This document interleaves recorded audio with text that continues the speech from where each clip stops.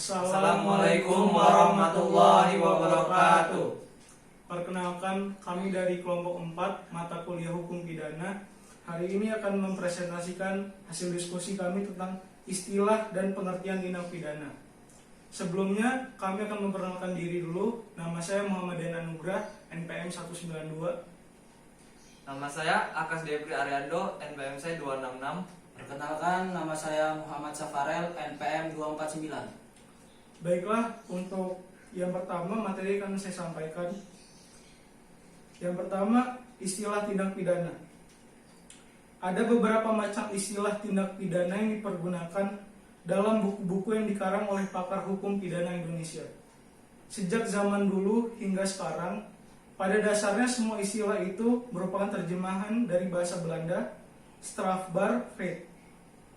Istilah-istilah tersebut diantara sebagai berikut. Yang pertama ada delik. Yang kedua ada peristiwa pidana. Yang ketiga ada perbuatan pidana. Yang keempat ada perbuatan-perbuatan yang dapat dihukum. Yang kelima ada hal yang dapat diancam dengan hukum. Yang keenam ada perbuatan-perbuatan yang dapat diancam dengan hukum. Yang ketujuh ada tindak pidana menurut Sugiarto dan diikuti oleh pembentuk undang-undang sampai sekarang. Yang selanjutnya ada pengertian dan unsur-unsur tindak pidana. Istilah tindak pidana berasal dari istilah yang dikenal dalam hukum pidana, yaitu strafbaarvet. Walaupun istilah ini terdapat dalam WVS Belanda, tetapi tidak ada penjelasan resmi tentang apa yang dimaksud dengan strafbaarvet tersebut. Menurut Adam Cazawi mengemukakan bahwa strafbaarvet itu dikenal dalam hukum pidana, diartikan sebagai delik, peristiwa pidana, dan tindak pidana. Strafbaarvet terdiri dari 3 kata, yaitu straf, bar, dan vet. Straf diartikan sebagai pidana dan hukum. Bar diartikan sebagai dapat dan boleh, sedangkan vet diartikan sebagai tindak, peristiwa, pelanggaran, dan perbuatan. Bahasa Inggrisnya adalah delik, artinya suatu perbuatan yang pelakunya dapat dikenakan hukuman pidana. Yang selanjutnya akan dijelaskan oleh Akas. Kepada Akas, dipersilakan. Unsur-unsur tindak pidana.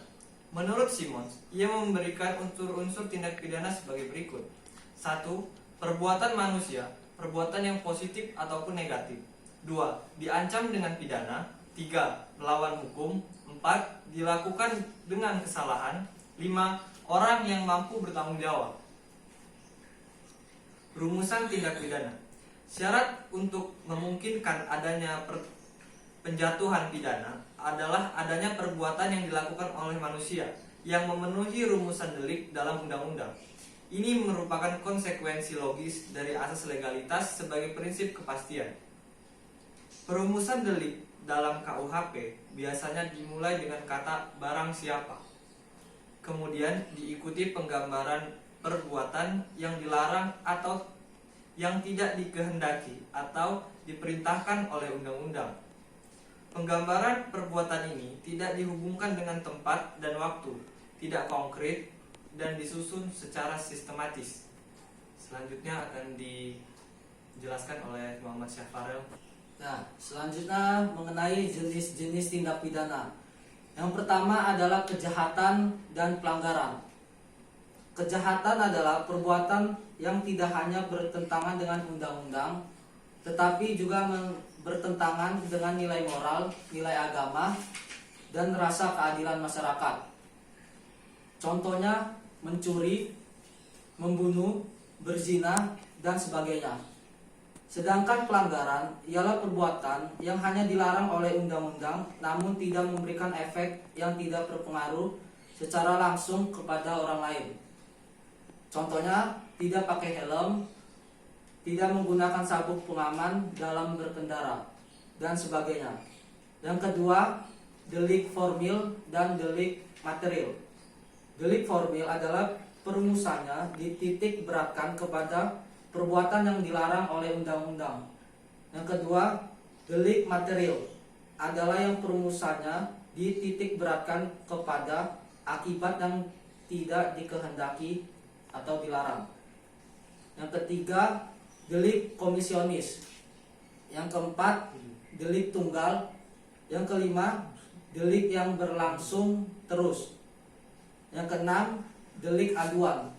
Yang ketujuh, delik sederhana dan delik yang ada pemberatannya. Yang ke-8, delik ekonomi dan delik bukan ekonomi.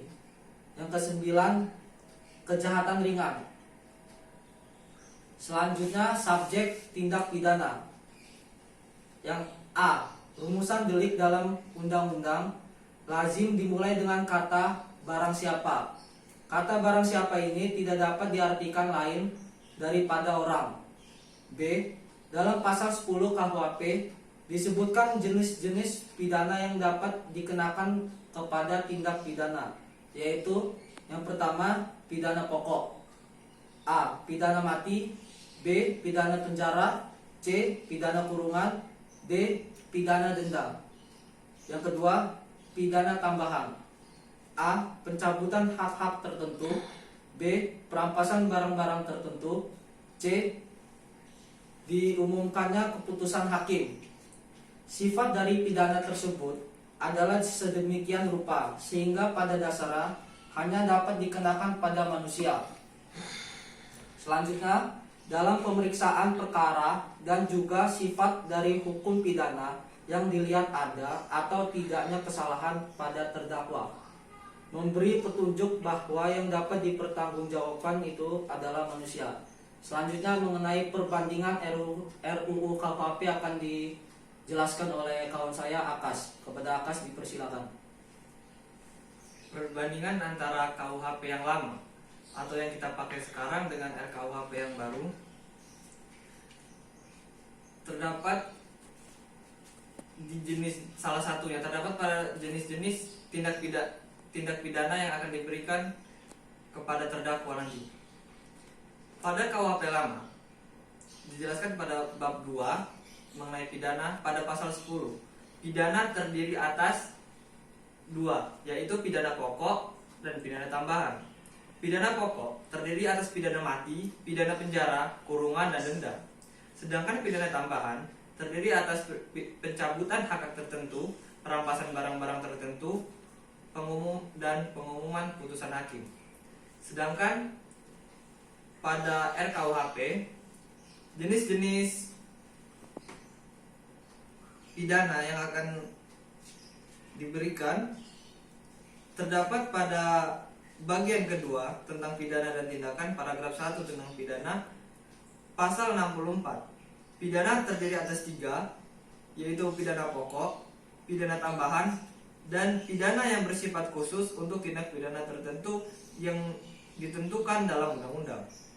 Dan pada pasal 65-nya, pidana pokok sebagaimana dimaksud dalam pasal 64 huruf A terdiri atas pidana penjara, pidana tutupan, pidana pengawasan, pidana denda, dan pidana kerja sosial.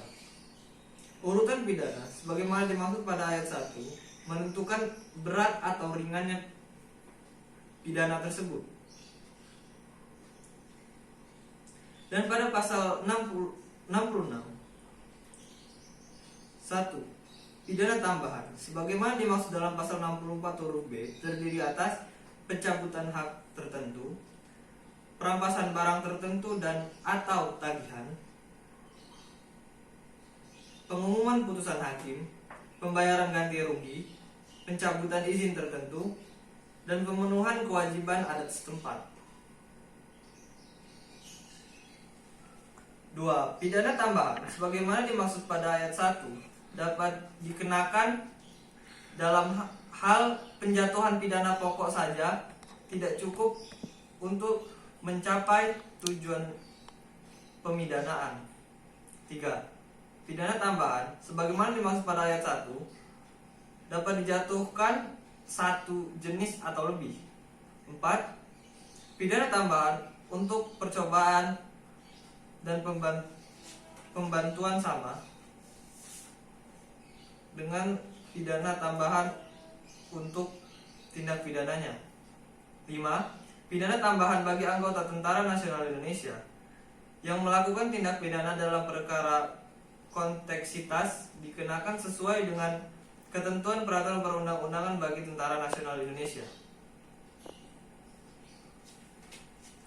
Demikianlah hasil presentasi dari kelompok kami.